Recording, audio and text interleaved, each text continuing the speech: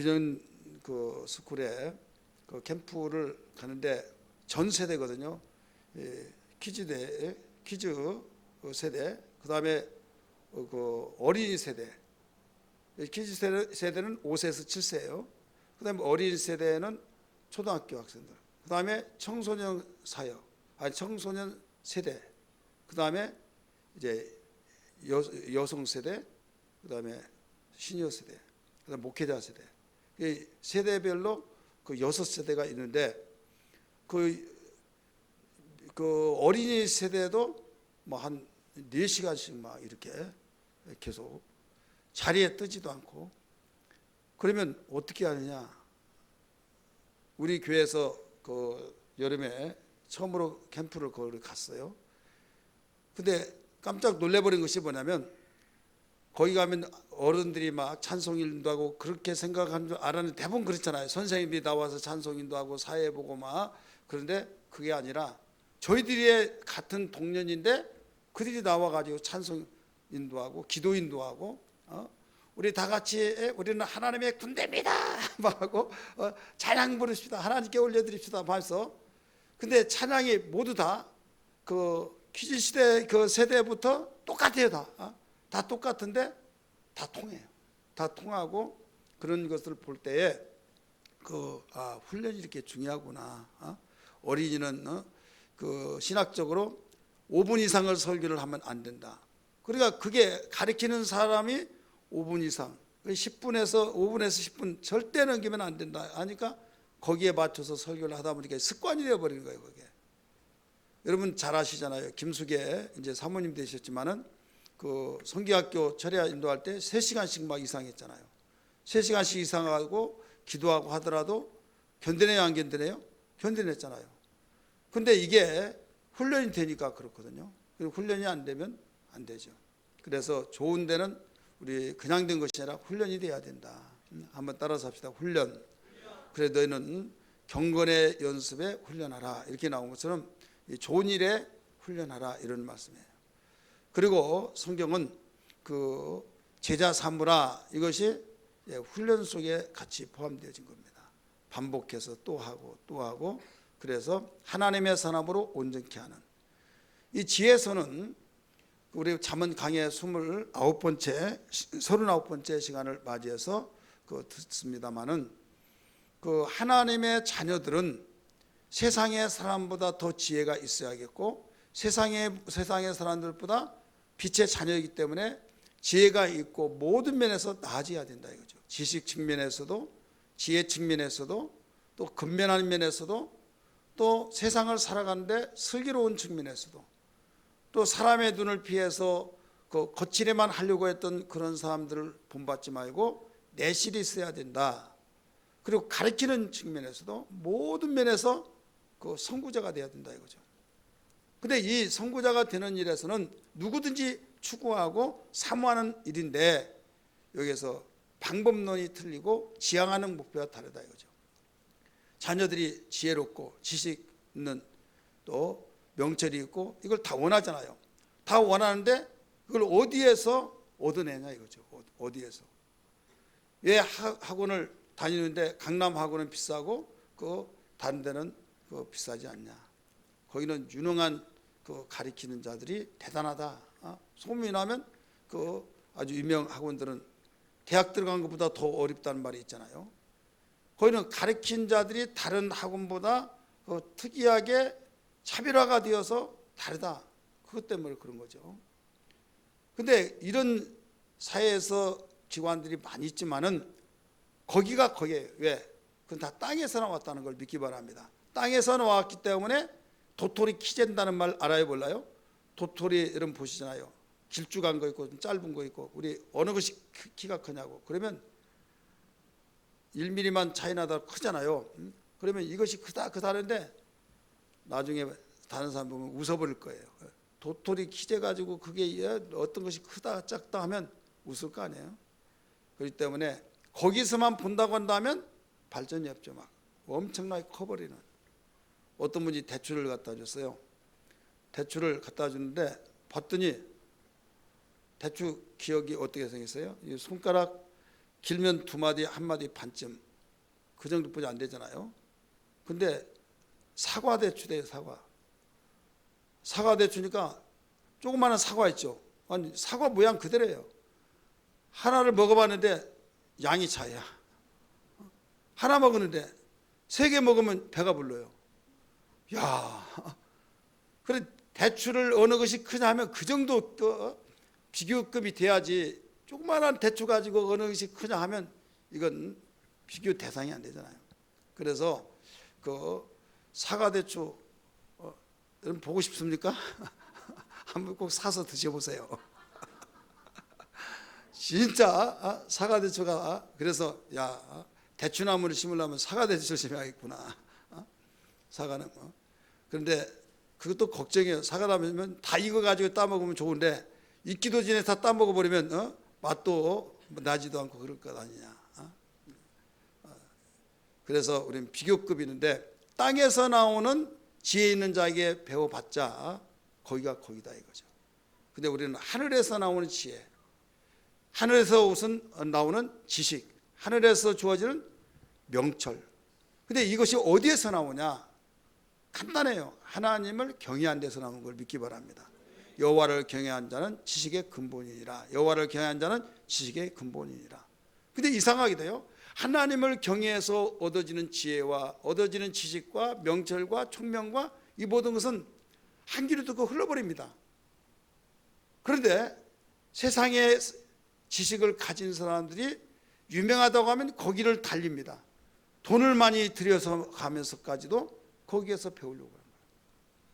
그러니까 다른 사람은 몰라서 그렇다 치더라도 예수 믿는 사람은 정말로 우리가 하나님을 경외한 것이 지혜의 근본이고 하나님을 경외한 것이 지식의 근본이라고 한다면, 지혜, 명철, 총명에 거기에서 나왔다고 한다는 걸 확실히 믿는다고 한다면 우리는 하나님을 잘 섬기도록, 부모는 자기 자식이 지혜 있기를 원하잖아요. 지식이 있기를 원하잖아요. 총명이 있기를 원하잖아요.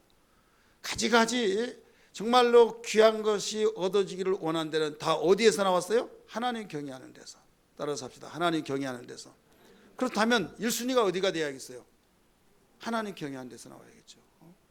하나님 경외하는 데서 나온다고 한 것을 안다고 한다면 우리는 어떤 가운데서도 1순위를 거기에 둔 사람의 증거가 있어요. 증거는 뭐냐면 예배 성공시켜라, 예배 참석하라, 절대 예배를 빠뜨리지 말아라. 그래서 부모는 갈등이 일어난 사람들이 있는 것이 뭐냐면 학원 때문에요. 그럼 학원 못 다니는 게 아니잖아요. 그런데 학원 때문에 교회를 못 나가게 하는 부모들이 있다 이거죠. 왜? 학원은 돈을 주어서 대가가 거기에 값비싼 것이 지불되어졌고, 교회는 그보다 2순위가 후순위가 되다 보니까 거기에 1순위가 되어버린 거예요. 그런 결과는 나타납니다. 결과는 어떻게 나타나냐? 바로 나타난 건 아니고 가면서부터 계속 나타나는데, 인생은 하루살이가 아니에요. 하루살이가 아니라 반드시 영원한 존재이기 때문에 나타나는데, 그 가면서 반드시 나타나요. 기초가 든든하지 못하면 그냥 바람 불지 않고 비바람 홍수가 지지 않을 때는 똑같아요. 모래 위에다가 집을 지으나 그냥 기초 파지 않고 지은 집이나 아무 관계가 없습니다. 사는 데는.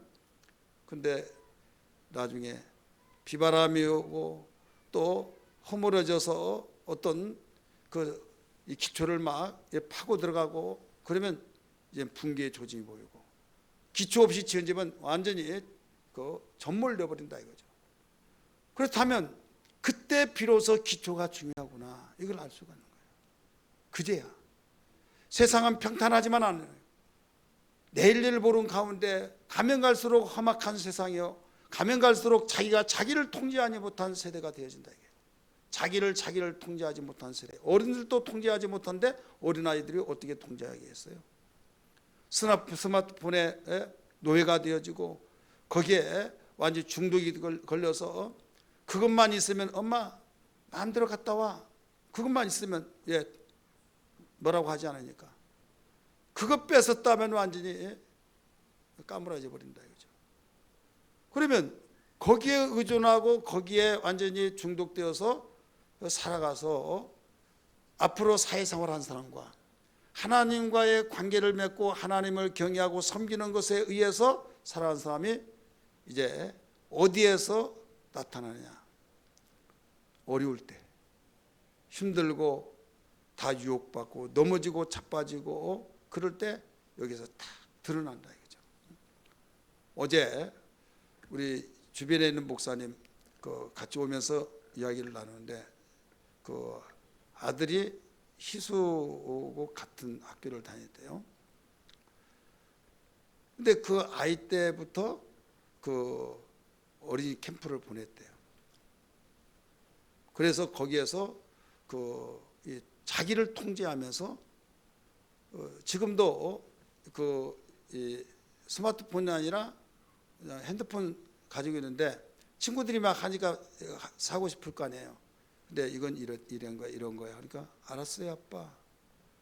그냥 누가 보면 너 부럽지 않니? 너 이거 없어? 얘 없어? 하더라도 조금도 흔들리지 않고 굳건하게 잘 버텨내고 오히려 다니면서 전도하고 오히려 매주 또 신앙 코치 받으면서 거기서 훈련받고 그러니까 아주 반듯하게 자라간다 이거죠.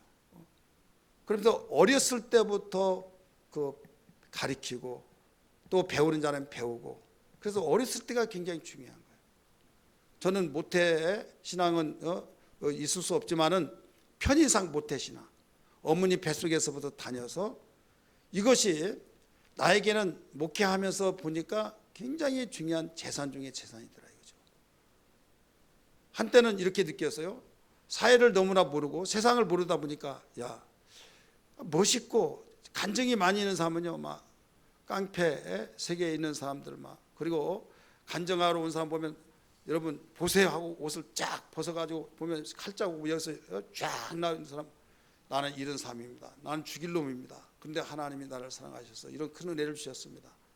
그러면서 무슨 말씀을 꼭 인용하냐면요 로마서에 있는 말씀 죄가 있는 곳에 그 은혜가 충만하다. 그 말씀을 하면서 나는 그런 일도 한 번도 안 해봤고 나는 착하게 하나님 말씀 가르쳐줘서 살았는데 나는 그래서 은혜가 없나 해가지고 막 여차해가지고 막 어떤 판을 깨뜨려버리고 막 하나님 잘못했습니다 하고 얘기하면 은혜를 주니까 막 너무 그런 간증을 하는데 막 거의 다 그런 분들만 간증을 목사님들만 한 주는 이분 한 분 하는데 세상의 깡패들이 우리 교회 어렸을 때 다 왔다 간 것 같아요. 그러니까 어렸을 때 뭐 보면 나는 깡패였습니다. 나는 감옥을 몇 번 갔다 왔습니다. 막 이런 사람들이 계속 와서 간증하다 보니까 은혜를 많이 받았는데 하나님 만났다고 하고 그리고 나는 한 번도 못 만났는데 그런 막 생각이 들더라고요. 그런데 하나님께서 나의 마음을 알아주셨는지 그때 부장 선생님이 설교를 하는데 이런 말을 해요. 여러분 이 깡패 노릇을 해가지고 쓰는 사람도 있겠지만은 착하게 사는 사람도 하나님이 귀하게 쓴 사람이 있다고. 아니 어찌면 그렇게 내 마음을 잊게 하시고 그 부장 선생님을 통해서 설교를 그렇게 하신 거예요. 그러면 누구를 말한 거 하면 누구래요? 바로 요셉을 얘기한 거예요. 요셉. 그래서 제가요 그 말씀으로 위로를 받고 힘을 얻고 그래 요셉도 있지 해가지고 제어하는 또 그러던 사람을 부러워하지 않는 그런 가운데 지금 목회하다 보니까요 참 그게 귀한 것이 언니가 드러난 거 있잖아요. 제가 설교하다가 어떤 사람 막 웃어요. 왜 웃냐면 사투리 쓰는 것 보고 이제 웃는 사람이 있어요. 그리고 엄격하게 쓰다가 보면 바쁘면 그냥 튀쳐나오는 거죠. 그러면 목사님 전라도예요? 아니 어떻게 알았냐고. 이렇게 말했지 않냐고. 나는 나오려고 하지 않지만은 그냥 자연스럽게 나와지듯이 우리는 어렸을 때부터 젖어왔던 것이 드러난다 이거죠. 그러면 죄의 습관이 있으면 죄의 습관이 드러나는 거예요. 의의 습관이 있으면 의의 습관이 드러나는 거예요.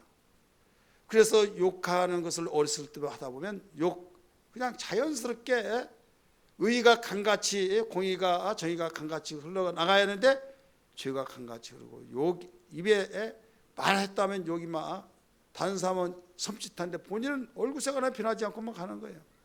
왜? 어렸을 때부터 욕으로 시작해서 욕으로 생활하고 욕으로 끝내고. 그러니까 여러분 종종 욕쟁이 할머니 막 음식점 그런 있어요 없어요? 그러면 거의 손님이 미어 터진대요.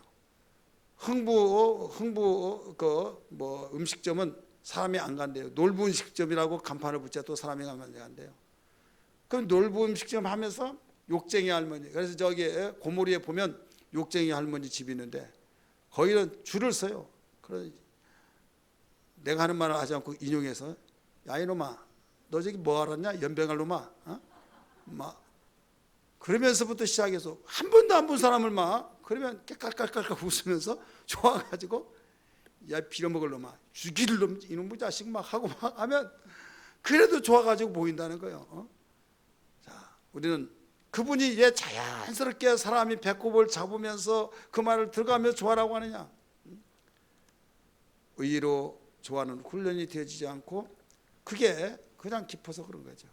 그래서 오늘 우리는 본문 말씀에서 잠언을 통해서 잠언 기자를 통해서 우리에게 들려주시는 것이 뭐냐면 하나님께서 복의 근원이 되시고 하나님이 세상의 어려움을 돌파구를 뚫어갈 수 있도록 지혜를 주시고 지식을 주시고 또 우리에게 들었던 말씀을 명철을 한없이 주시고 이 모든 것은 하나님을 경외하면서 나온다 이겁니다.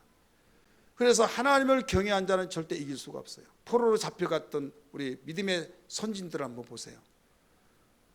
포로로 잡혀갔으면 거기서 기가 죽고 그들은 완전히 침몰한 상태에서 절망과 좌절 속에서 인생의 실패를 할 수밖에 없지만은 그게 당당하게 살았잖아요.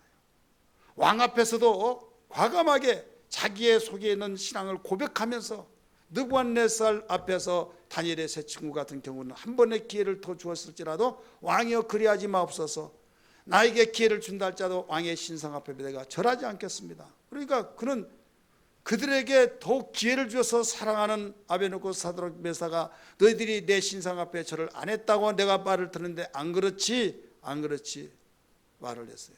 내가 그랬냐 안 그랬냐 그렇게 물어보지 않았어요. 안 그랬지? 예. 간단하게 말을 하라는 거예요. 쉽게 말해서 아닙니다. 네 한 것이 쉬워요? 아닙니다가 한 것이 쉬워요? 글자를 보더라도 아닙니다 되잖아요. 간단하면 그런데 뭐냐면 왕이여 그리하지 마옵소서 왕이 저희들에게 은혜를 주신 것은 잘 압니다. 그러나 우리는 왕의 신상 앞에 절대 절하지 않습니다. 이건 완전히 거부해요. 왕의 면전 앞에 대해서 은혜를 다시 베풀려고 하는데 딱 거부해버린 거예요. 왜? 우리는 여호와 하나님 앞에 왕의 신상 앞에 하나님을 섬긴 자로서 절할 수 없습니다. 왕이 만약에 불에 던진다 할지라도 절대로 우리가 믿는 살아계신 여호와 하나님께서 거기서 불 가운데 구원해내실 것입니다. 근데 그 뒤에가 더 중요하죠. 그리 아니하실지라도 왕의 신상 앞에 절하지 않겠습니다. 그리하오니 구태여 이렇게 기회를 줄 필요 없습니다. 이거예요. 왕이 얼마나 노발대발했습니까? 그 사랑스럽게 기회를 더 주려고 했던 그것이 분노로 바뀌어서 여봐라 불을 평상시보다 7배로 더 강하게 해라. 그래서 얼마나 강하게 했던지 군인들이 4명이 들것에 들어서 하나 둘 셋 하면 던지려면 불에 던져져야 하잖아요. 그러면 가까이 접근해야 하잖아요. 그래서 얼마나 뜨거웠던지 불에 들어가지도 않았고 던졌던 군인들이 불에 타서 죽었다 이렇게 말해요. 그럼 불에 던져진 자는 어떻게 그 순간에 끝나요. 그럼에도 불구하고 어땠습니까? 살아계신 하나님을 경험했던 것을 믿으시길 바랍니다. 그 하나님을 지금 우리가 믿고 있는 거예요. 우리는 예수의 어떤 종교인이 아니라 신앙의 종교인이 아니라 정말 살아계신 하나님을 믿는 신뢰하는 자가 되어야 될 줄 믿습니다. 그렇다면 이 말씀이 우리의 행복을 위해서 세상에서 방황하지 말고 세상에서 어떤 가운데서도 지혜가 있고 지식이 있으면 돌파구가 있고 세상이 주는 지혜가 아니라 하나님 주신 지혜가 필요하다. 이것을 일러주신 거예요. 그래서 무엇보다도 함께 사는 세상을 알아라. 먼저 이걸 가르쳐 준 겁니다. 미국에 갔더니요. 그 백인이 사는 그곳에 유대인들이 같이 삽니다. 그럼 유대인이 이제 돈을 다 벌고 가면 누가 이제 거기에 다녀가냐면 한국인이에요. 그래서 한국인이 돈을 벌면은 한국인이 또 이제 몰려 들어와요. 그러면 돈 번 사람이 처음에는 한국 사람 찾아서 다니다가 조금 살다 보니까 귀찮거든요. 물어보기도 하고 또 나중에 또 알기도 하면 또 내가 피해가지고 남 없는 사이에 좀 자유를 누리면서 살려고 하는데 외나무다 내에서 원수를 만나더니 거기서 아무게 근데 자기 약점을 다 아는 사람이에요. 그러니까 어물버물하면서 어느 날 야간 도주하듯이 어디로 가냐 아무도 모르는데 백인 사회에 그쪽으로 가버린 거예요. 그러다 보니까 이게 누트가 그래요. 백인, 유태인, 한국인 거쳐가는 거죠. 거기서 좀 살만하다 하면 이제는 한국 사람 없는 데로 이제 가는 거예요. 그럴 때 백인들이 왜 그 미국에 보면 우리나라는 그 시티 안에 있는 집들이 비싸잖아요. 근데 거기는 산 높은 데에 있어도 비싸요. 그래 거기는 아파트가 뭐 60평에 산다. 그런 다 임대입니다. 아무리 평수가 크다 할지라도 임대예요. 근데 거기는 산 꼭대기에 있는 집일수록 비싼데 아무도 없는 그 산 꼭대기에다가 집을 지어놓고 사는 거예요. 왜? 터치받기 싫다 이거죠. 아무도 모르는 가운데 혼자 그냥 좋은 공기 속에서 살겠다 이거죠. 왜? 거기에 행복이 있는 걸로 생각하고. 근데 성경은 함께 사는 세상을 알아라. 이거예요. 이전에 말씀 보니까 이 세상에는 가난한 사람하고 부자가 함께 산다. 그 말을 다른 말로 부른다면 불행한 자도 살고 행복한 자도 산다 이거예요.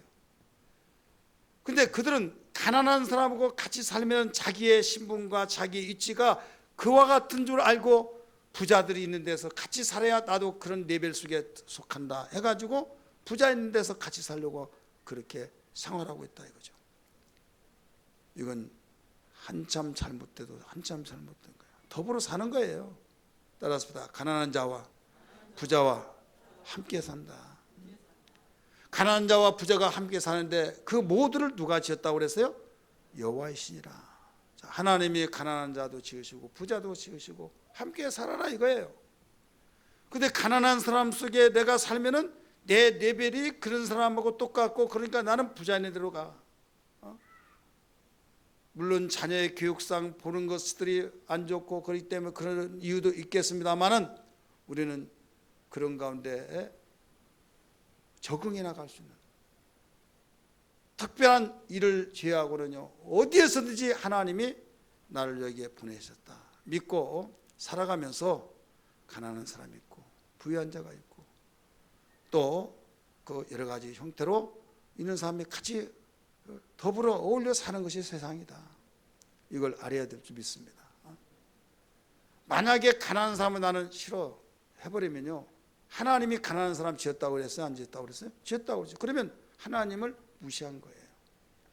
우리나라는 잘못된 풍조가 있어서 부자로 산다 그러면요 부조리 해가지고 그 부자가 되었다고 인식이 그렇게 돼 있어요. 좀 부자라가 되었다 그러면 야 저 어떤 도둑놈이야? 저 무슨 짓 해서 그 돈을 많이 벌었지? 막 이런 식으로. 근데 미국만 보더라도요 가난하게 살아가는 사람이 오히려 더 안 좋게 봅니다. 예, 얼마나 게을렀으면 저렇게 사냐 해가지고 부자로 산 사람은 야 대단히 열심히 노력했나 보다 이렇게 또 나가는 거죠. 그러니까 한국 사람이 여기 가도 저기 가도 눈총을 받고 여기 가도 저기 가도 그런저런 핀찬을 받고 그러니까 에라 모르겠다 한국 싫다 해서 떠나서 부자로 부자가 인정받는 대로 그리로 가버리는 이민 가는 거예요. 왜? 세상의 형태를 알아라. 가난한 사람도 있고 부자로 있다. 서로 인정해 주라는 거죠. 따라서 합시다. 인정해 주라. 가난한 자는 부자를 인정하고 부자는 가난한 사람을 인정해서 같이 사는 것이 이 세상이다. 만약에 가난한 자도 부자도 하나님 만드는데 그걸 무시하면 하나님을 바로 무시한 것이다. 죄가 된다. 이렇게 가르쳐 줬어요. 모두를 지으신 분이 여호와시라. 할렐루야. 그렇다면 거기에 관련된 성경을 한번 볼까요? 우리 잠언 14장 31절. 잠언 14장 31절입니다. 같이 읽습니다. 14장 31절 시작. 가난한 사람을 학대하는 자는 그를 지으신 이를 멸시하는 자요, 궁핍한 사람을 불쌍히 여기는 자는 주를 공경하는 자니라. 자, 궁핍한 자, 참으로 열심히 살려고 하는데 어렵고 힘든 자를 불쌍히 여겼어요. 그럼 누구를 공경한 것이라고 그랬어요? 주를 공경한 자라. 가난한 자를 학대한 자는 누구를 멸시하는 거예요? 하나님을, 그를 지으신 하나님을 멸시한 것이다. 그래서 더불어 같이 살아가는 것이다. 이것을 우리 그리스도인으로서 알아야 될 줄 믿습니다. 또 두 번째는 겸손과 하나님을 경외함의 보상을 알아라. 겸손과 하나님을 경외한 자는 반드시 보상이 있다. 이걸 일러주셨어요. 따라서 겸손과 하나님을 경외한 자에게 보상이 있다. 우리 성경 말씀 본문 4절 말씀을 읽습니다. 4절 말씀 시작. 겸손과 여호와를 경외하는 자의 보상은 뭐라고 그랬어요? 재물과 영광과 생명이니라. 자, 세 가지를 지목하고 있죠. 겸손하고 하나님을 경외한 자에게 따라오는 보상이 뭐라고 그랬어요? 재물, 영광, 생명이니라. 성경의 대표적인 면에서 어떤 사람일까요? 겸손하고 하나님을 경외하는데 재물과 영광과 생명이 얻은 사람이 누굴까요? 욥? 또요? 다윗? 요셉? 다니엘? 대표적이잖아요. 물론 다른 사람들도 많이 있지만은 정말 그 요셉 겸손했죠. 왜 겸손하냐? 형님들의 얼굴을 보니 하나님 얼굴을 보는 것 같다고. 야곱도 그런 말을 했지만은 요셉도, 그리고 나를 팔게 하신 분이 형님들이 아니라 하나님이 이때를 위해서 나를 이곳에 형님들을 통해서 보내셨습니다. 여러분, 이런 말이 그냥 나온 거 아니에요. 듣기는 쉬울지라도 만났으면 형님들 나를 한번 보세요. 고개 푹 숙이고 있을 때 여봐라, 고개를 들어라. 내가 누군 줄 아느냐? 내가 너희를 분명히 말하는데 너희가 나를 파는 자다. 너희 이런 말 들었지?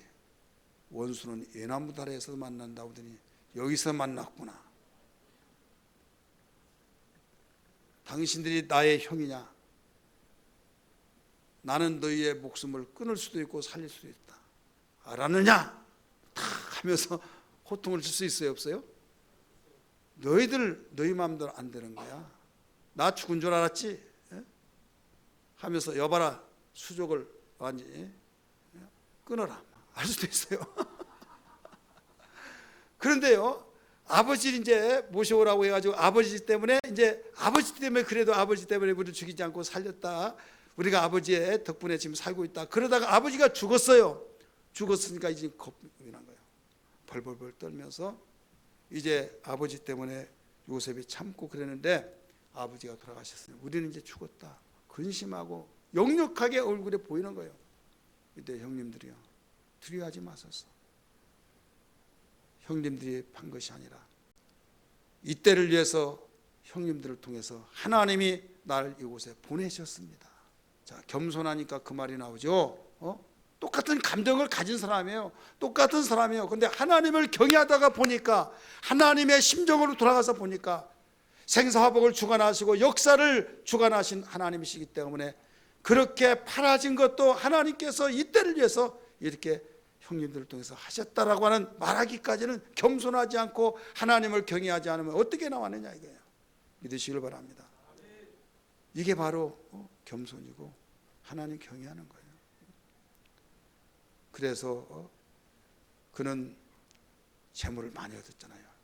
애굽의 전 모든 것이 자기의 것이에요. 바로도 너는 나보다 낫다. 나는 보좌에 앉았을 뿐이지 이 모든 것이 너의 것이다. 나는 왕관을 썼을 뿐이지 너희 모든 것이 내 것이다. 그래서 어떤 것이든지 대속안에 누구에게 결제받고 하라고? 요셉에게 결제받고 하라. 요셉에게 가서 물어봐라. 그리고 요셉은 자기가 원하는 대로 다 모든 것을 애쓰느를 다 해냅니다. 그 엄청난 재물의 보상을 얻었어요. 또 영광스러운, 이미 바로 왕이 인정해 줬어요. 나는 왕관만 썼을 뿐이지 너는 나보다 낫다고 하면서 영광스럽게 높여줬어요.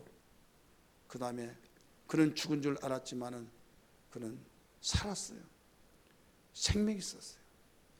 예수 믿으면 잘못되고 예수 믿으면 이렇다 저렇다 여러 가지 말들도 있지만은 우리는 소망을 가져야 될 줄 믿습니다. 이 잠언 기자는 우리에게 가르쳐 주기를 하나님을 경외하는 것, 겸손, 이것은 잘 될 수밖에 없다. 거기에 대한 보상이 있다. 일한 자에게 보상이 있듯이 겸손한 자에게, 하나님을 경외한 자에게는 재물과 영광과 생명이니라 라고 가르쳐 준 것처럼 이 말씀을 하나님의 말씀으로 믿으시면 아멘 하시기 바랍니다. 그렇다면 확신을 가지고 내 자녀가 나보다 잘되기를 원하잖아요. 나의 후손이 잘되기를, 나보다 잘되기, 더 잘되기를 원하잖아요. 그렇다면 하나님 섬겨라, 겸손하게 살아라, 이것을 우리는 훈련시켜야 될 줄 믿습니다. 어릴 때부터 가르쳐야 될 줄 믿습니다. 다른 걸로서 우리가 물려주려고 하면 그것은 없어져 버리면, 날아가면 잡을 수가 없는 거예요. 유대인들은 탈무드에 의해서 훈련이 됩니다. 이 잠언과 같은 그런, 이 여기 잠언은 물론이거니와 솔로몬이 지은 잠언이 몇 가지예요? 3천 잠언이라고 했잖아요. 3천. 그리고 탈무드가 있는데 그 탈무드를 통해서 교육을 시켜요. 근데 그들은 가지고 있는 것을 재산이라고 하지 않습니다. 하나님 경외하고 하나님 잘 섬기고 겸손한 그것이 재산이다, 이걸 가르쳐줘요. 제가 언젠가도 종종 말씀을 드렸습니다마는 유대인들이 한국에 와서 그 사업을 한 거하고 한국 사람이 사업한 거하고 비춰보면요, 너무나 판이하게 달라요. 우리 한국 사람은 세를 1억 보증금에 뭐 300만 원이다 얻었다고 한다면 거기다가 인테리어를 또 지금은 많이 이제 그 별로 안 하잖아요. 그냥 막 뚜껑도 열어놓고 막 거기에 페인트만 새까맣게 칠하고 조명만 하고 막 그런, 이제 이게 미국식이거든요. 근데 옛날에 어떻습니까? 막 엄청나게 거기에 인테리어 그 비용을 지불하고. 그런데 유대인들이 사업을 하면요, 책상, 전화기 아무것도 없어요. 그래서 거기서부터 시작한 겁니다. 그래서 그들은 발로 뛰고 전화를 통해서 모두 움직여 나가기 시작합니다. 사업이 망한다 할지라도 그들은 그냥 시간적인 면에서 허비했다라고 그렇게 느끼면서 이것도 큰 것을 배웠다, 막대한 돈을 지불하고 내가 배웠다, 시간을 지불하고 배웠다, 배움의 현장으로 보지 절대 실패로 보지 않습니다. 근데 한국은 어떻습니까? 완전히 한번 기울어지면요, 절망이 되어버린 거예요. 좌절이 되는 거예요. 물질적인 손실과 시간적인 것과 마음의 상처 입는 것까지 하면 겹겹으로 그거 바로 악몽이 되살아나면 두 번 다시 용기가 없어진 거죠. 그들은 그냥 끝나면 책상 얼마 되지 않잖아요. 전화기 그냥 송 털털 털고 떠나면 되는 거예요. 그리고 그들이 가장 재산이 하나님 잘 섬기는 이 탈무드 통해서 이제 교육을 받고, 그 다음에 그 나라의 언어를 배워라, 사업하려면. 그리고 그 나라의 언어를 알아들을 정도는 다 배워요. 그 다음에 통역관을 세워서 이제 사업하면서 통역하게 하고, 그러면 어떤 말을 주고받은지 다 알고 있다가 얼마 합시다, 다 흥정한 것까지 하죠. 그러면 한국 사람이 이제 제의를 하기를, 이거 한 개당 3,000원인데 4,000원을 하자. 그러면 1,000원은 당신 주고 그럴 때는 당신도 먹어야 하지 않겠느냐, 그렇게 하는 것을 딱 이제 알아들었어. 그리고 얼마자 하면 이건 3,000원 합시다. 안 된다고. 나중에는 이게 당신 이게 3,000에 하더라도 손해되지 않지 않느냐, 이제 통역을 통해서 말을 하는 거예요. 그러면 막 발쩍발쩍 아니다고, 그러면 당신이 말했지 않느냐고, 이제 그러면 나중에 답답해진 거예요. 막. 그러니까 벌써 그 나라의 언어를 배워서 알아듣고 속지 않겠다고 한 거죠. 근데 한국 사람은 덤벙덤벙 해가지고 어디 가면 돈 번다 대박 난다더라 해가지고 아무것도 모르고 그냥 거기에 인건비 싸니까 통역한 사람이 다 뜯어먹고 통역한 사람이 다 이용해 먹고 막 해가지고 손 털털 털고 나온다 이거죠. 이것은 어디에서 나왔느냐? 일반적인 것 같지만은 탈무드에서 다 그것을 제공해 주고 있는 거예요. 겸손하고 하나님을 경외한 것이 그 보상이 따라온다. 재물과 영광과 바로 생명이니라. 할렐루야. 세 번째 우리에게 일러주고 있는 것은 그 마땅히 행할 길을 어린아이에게 가르치라. 이렇게 가르쳐주고 있죠. 따라서 마땅히 행할 길을 아이에게 가르치라. 너무나도 가르치지 않고 어디에게만 맡기냐? 학원에 맡기고 학교에 맡기고 그냥 선생님 잘 좀 부탁해요 해놓고 자기는 완전히 엉망으로 살아버리고, 그러면 아무리 학원이 여기저기 다니다 할지라도 어디에 더 많이 있어요? 집에 더 많이 있죠. 그래서 걸어다니는 교과서란 말이 있잖아요. 그래서 자녀들을 가르칠 때 마땅히 행할 길은 가르치라는 거죠. 학원 선생님이 가르친 거 아니에요. 학부모들이 요구한 것들이 너무나 많아가지고요. 전인적인 전인적인 교육을 통해서 가르치려고 하면요, 이건 완전히 학원 문 닫아야 해요. 우리 어린이집을 경영할 때가 있는데요, 어린이집에서는 법적으로 한글을 못 가르치게 됐어요. 유치원에서는 가르친데, 우리 한글을 유치원에도 당시에는 못 가르쳤어요. 유아교육에서는 그 전인적인 인격 교육으로서 그게 발전되어져서 자리를 잡아야 하기 때문에 한글 가르치지 마라. 한글은 학교에서 가르쳐야 된다. 근데 어머니들이 조급해요. 조급해가지고 우리 아들은 우리 딸은 한글 다 알아. 그러면 우리 아들 딸은 하나도 모르는데 거기 어느 학원이야? 그거 잘 가르치네. 바람에 이제 입소문이 나가지고 그쪽에 몰리는 거예요. 그러면 교육대로 가르치라고 해서 가르친 그 학원은 아이를 다 뺏긴 거예요. 그래서 수입원이 없잖아요. 결국 소문해서 거기는 완전히 실력도 없고 아이들 글씨도 알지도 못하고, 그래서 야 이거 별 수 없다. 아무리 법적으로 가르치지 말라고 가르친다 해서 여기저기 가르치고 막 그러다 보니까 거기서 결국은 한글을 모르면 그 실력이 없다 이렇게 되어버린 거예요. 그래서 유아교육 때 모든 걸 다 한글을 잘잘잘 하고 막 거기다가 또 모자라가지고 영어까지도 막 거기다가 또 산수까지도 막 다 해서 많이 머리 터지도록. 그래서 어떤 아이 물어봤어요. 학원 몇 군데 다니냐? 6군데 다닌대. 놀라지도 않네요. 10군데 다닙니까?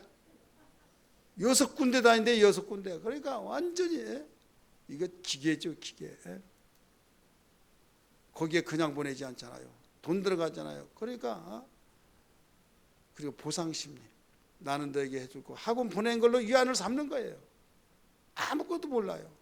그래서 어떤 학원 교사가 하는 말이, 나는 절대 학원 안 보낸다고. 왜? 뭐하러 학원 다니는지 모르겠다고. 그래서 우리는 마땅히 갈 길을, 행할 길을 가르쳐라. 학교 다닐 때는 점수 공부가 최고인 것처럼 생각하지만은, 왜? 사회가 벌써 구조가 그렇게 되어 있어요. 흐름이 공부 잘하면 최고 좋은 대학 가고, 최고 좋은 대학 가면 좋은 직장 가지고 하다 보니까 그렇게 되는데, 이제는 급변하게 바뀌어지고 있습니다. 아무리 좋은 대학 나오고 좋은 직장 다니더라도 인간성이 잘못되면 여러분 불행한 가정 되어지고, 어떤 가정은 결혼해 가지고요 이혼했는데 그 이혼이 어떤 목을 조여 가지고 막 죽이려고 한 거예요. 신혼여행 갔다 와가지고 목을 조여 가지고 그래가지고 그 길로 완전히 못 살겠다고 해버린 거죠.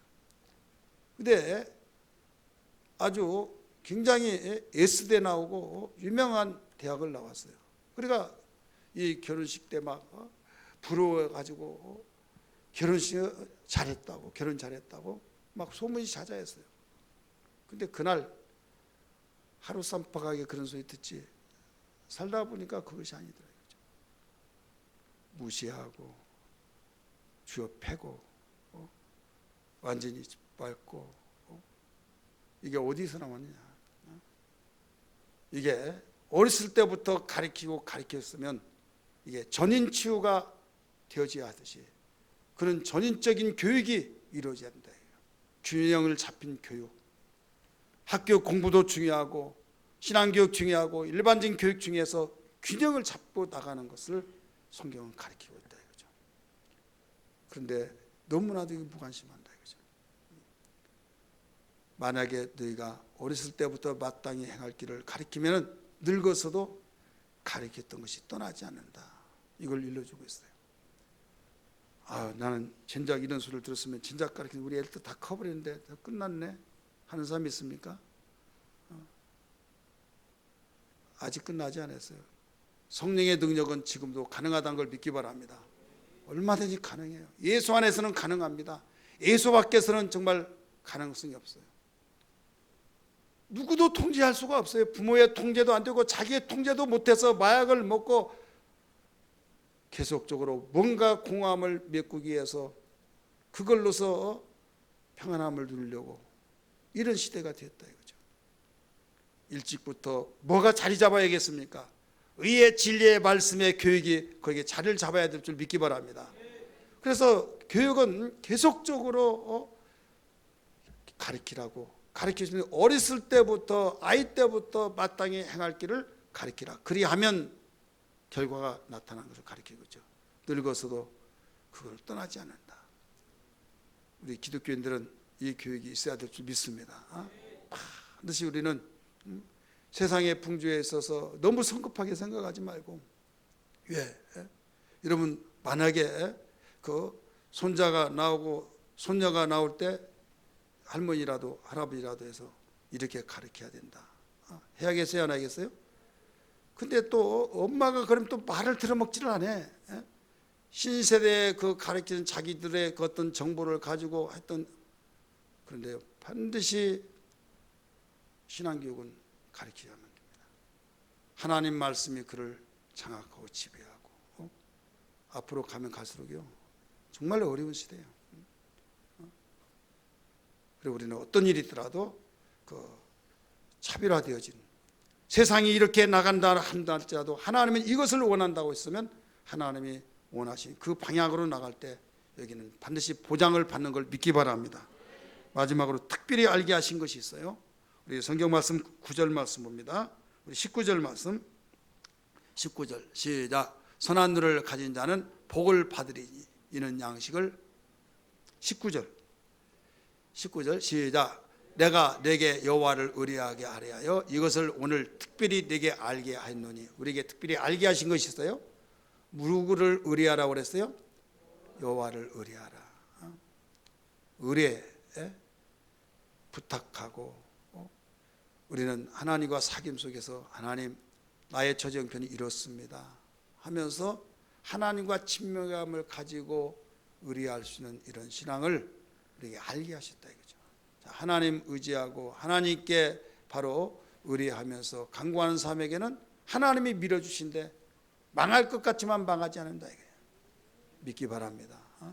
사람은 그걸 비웃고 비아냥거리고 항의를 듣고 흘러버린다 할지라도 우리는 그 말씀을 마음에 받고 신중하게 겸손하게 받아들여서 이것만이 바로 살 길이다 복된 길이다 알아야 될 줄 믿습니다. 여러분 유대인들이 조그마한 우리나라 강원도만한 땅덩어리에서 세계를 바로 그 쥐었다 놓았다 하는 이유들이 뭔지 아십니까? 하나님 말씀을 따라서 계속 살고 역사 이래 2000년 동안 나라 없이 주인이 수십 번씩 바뀌더라도 그들은 그 신앙을 지켰습니다. 어떻게 해서 지킨 줄 아세요? 시온이즘을 부르시는 거죠. 우리 시온으로 돌아가리라. 하나님이 돌아오리라 라고 하는 것을 예언했던 그 말씀을 믿고 자기가 거기에서 정착하고 살고 얼마든지 할 수 있음에도 불구하고 자기들은 언젠간 돌아간다. 언젠간 돌아간다. 그 믿음을 가지고 산 거예요. 그러니까 우리나라 36년 동안에 식민지 있을 때 일본으로 가서 정착해서 살면서 한국이 독립되니까 와야 하는데 여기서 뿌려놓은 것이 있다. 기반을 잡아놓아서 한국에 오더라도 뾰족한 것이 없다 이거예요. 그래서 거기서 정착해서 사는 사람이 지금까지 살고 있잖아요. 지문 채취하고 막 서론받고 푸대접 받고, 그때 조국을 향해서 가자 나나한가 돈이 있고 거기서 살만한 사람은 안 왔어요. 그런데 이리 온 사람들은 힘들었지만은 지금 대한민국이 세계에 우뚝 서지면서 당당하게 되어질 때 그들은 부러우면 그때 갈 걸 생각을 하지 않겠느냐 이거죠. 하나님께서 이스라엘 백성들에게 너희들은 시온으로 돌아오리라, 내가 돌아오게 하리라, 그 말씀을 항상 마음에 품은 거예요. 품으면서 그들은 어떤 집을 궁궐같이 지체하냐고, 집을 사지하냐고, 그들은 확보하면 무엇을 확보했냐면 금을 확보했다는 거예요. 금. 여차했다면 그냥 가방에다 금덩어리 딱 넣고 오는 거예요. 들었던 말인데요, 할빈에 유대인들이 그렇게 많이 살았대요. 할빈이. 그래서 유대인들이 할빈을 이 문화적으로 바꾸고 부를 바꾸고 부자로 사격하는 바꾸는 것이 유대인들이 굉장히 큰 역할을 했다는 거예요. 근데 그들은 돈을 벌면은 쓰지를 않고 다 금으로 확보를 한다는 거예요. 그래서 미움을 많이 받는데요, 전 세계에 있는 유대인들이. 왜? 그들은 하나님께서 우리를 돌아가게 하면 돌아가리라, 그런 말씀을 항상 가지고 있기 때문에 그들이 그런 마음을 항상 품었다는 거죠. 여러분 91년도 아시죠? 그때 독립되어지 그 전인가요? 그 러시아에 유태인들이 굉장히 많이 살았습니다. 지금 본토 이스라엘은 너무 숫자가 적다가 보니까 그때 250만 명이었어요.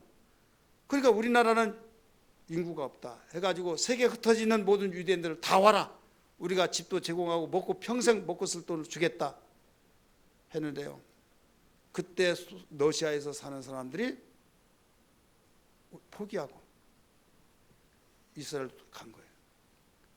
갔을 때 러시아에서 제가 직접 뉴스도 듣고 그랬는데 한 번 가면 영원히 러시아에 들어올 수 없다 그랬어요. 그래서 가서 여러분 가장 뉴스 많이 나온 요단강 그 서안에, 거기에는 원래 6.1 전쟁 했을 때 여리고 지역에 거기가 누구 땅이냐면 현재 요르단 땅이에요. 근데 빼앗아 가지고 거기에 주지를 않습니다. 그러면서 여기는 옛날 우리 땅이다 계속 하니까 우리 인구를 많이 늘려야겠다. 인구가 늘어나지 않으니까 외국에는 유대인들을 다 거기에 정착해서 집을 지어놓고 사니까 국제적으로 막 야단법석이었죠. 그들이 다 왔다 이거죠. 근데 놀라웠게 러시아에서 순복음교회에서 또 침례교회에서 복음을 전가하고 열심히 전가하다 보니까 하나님을 섬기는데 그들이 열정으로 섬긴 것을 보고 배웠다는 거예요. 배워가지고 거기 가서 듣고 예수를 증거하고 해서 첫 번째 목사님이 된 그 목사님이 예배당을 몇 개를 개척했냐? 몇 개 개척했다고 했어요? 131? 133개? 이렇게 세웠다는 거예요. 그게 한 5년 전까지 통계가. 근데 어떻게 세웠냐? 러시아에서 들었던 순복음교회에서 열정 있는 그 신앙을 배우고 침례교회에서 가르치는 그 사역을 배우고, 그래서 히브리이지만은 유대인들 말 하나도 모르니까 자기의 본국어를 알지 못하니까 복음을 전하면 이제 알아듣지 못하니까, 그래서 이제 그 유대인들이 교사를 시켜서 이제 가르치는 거예요. 그러면 알아듣지 못하니까 예수 구원 막 그런다. 유대인들은 막 토론을 굉장히 좋아하니까 막 토론하고 싶은데 말이 통하지 않으니까 뭐냐고 그러면 예수 구원 해서 예수가 제사해 줬음 막 이렇게 하니까 그게 막 신경이 써져 가지고 나중에 잠자면서 그게 쟁쟁해 가지고 나중에 성령의 역사가 되니까 구원받아 가지고 교회가 세워진데 계속 교회가 세워진 거예요. 막. 하나님은 그렇게 역사하시더라고요. 그들이 돌아가려고 하는 하나님의 말씀을 통해서 이루어진 것이다. 오늘 우리는 하나님께서 우리에게 잊어버리지 말아야 할 것을 가르쳐 준 것을 하나님 신뢰하라. 하나님 신뢰하면 반드시 하나님이 책임지신다는 것을 믿으시길 바랍니다. 그리고 꼭 알아야 할 것은 우리 주변을 잘 정말 사귀할 사람, 사귀지 말아야 할 사람을 우리가 교통정리를 잘 해야만 우리는 후회함이 없다는 걸 믿기 바랍니다. 24절 한번 보세요. 24절 같이 읽습니다. 시작. 울분한 자와 동행하지 말지니 그의 행위를 본받아 네 영혼을 올무에 빠뜨릴까 두려움이라. 너는 사랑과 더불어 손을 잡지 말며 남의 빛에 보증을 서지 말라. 자, 노를 품는 자와 사귀지 말며 울분한 자와 동행하지 말지니. 자, 노를 품는 자는 분을 내는 자죠. 성질 내는 자죠. 이런 사람 보고 뭐라고 그랬어요? 사귀지 말라는 거예요.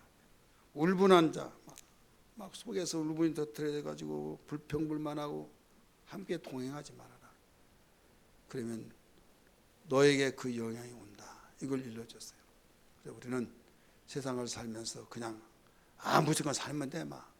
그래도 하나님 우리 인격체로 만드셔서 이런 부분들을 우리에게 잊어버리지 말아야 할 것, 또 우리의 주변에서 어떤 사람을 만나야 할 것, 이런 부분을 잘 가르쳐 주셨습니다. 우리는 그 수많은 내용들을 우리가 성경을 읽으면서 일용한 양식으로 삼고 또 우리가 세상을 살아가는데 승리로운 삶이 되어야 될 줄 믿습니다.